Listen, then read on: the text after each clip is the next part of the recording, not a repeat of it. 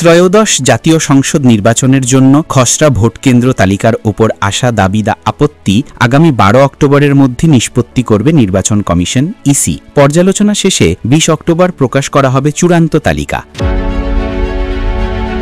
এ তথ্য জানিয়েছেন ইসির সিনিয়র সচিব আখতার আহমেদ। তিনি জানান, খসড়া তালিকা অনুযায়ী সম্ভাব্য ভোট কেন্দ্রের সংখ্যা দাঁড়িয়েছে 42,618টি। বর্তমানে ভোটার সংখ্যা 12,61,61,201 জন। গড়ে প্রতি 3,000 ভোটারের জন্য একটি কেন্দ্র রাখা হয়েছে। এর বাইরে পুরুষদের জন্য প্রতি 600 জনে একটি কক্ষ এবং নারী ভোটারদের জন্য প্রতি 500 জনে একটি কক্ষ নির্ধারণ করে মোট ভোটকক্ষের সংখ্যা দাঁড়াচ্ছে 2,44,046টি।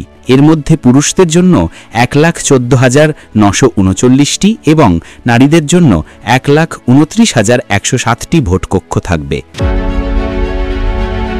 চূড়ান্ত তালিকা প্রকাশের পর ভোট কেন্দ্রের সংখ্যা কিছুটা বাড়তে বা কমতে পারে বলেও জানান তিনি। আগামী রোজার আগে ফেব্রুয়ারির প্রথমার্ধে জাতীয় সংসদ নির্বাচন আয়োজনের লক্ষ্যে ডিসেম্বরের প্রথমার্ধে তফসিল ঘোষণার প্রস্তুতি নিচ্ছে নির্বাচন কমিশন।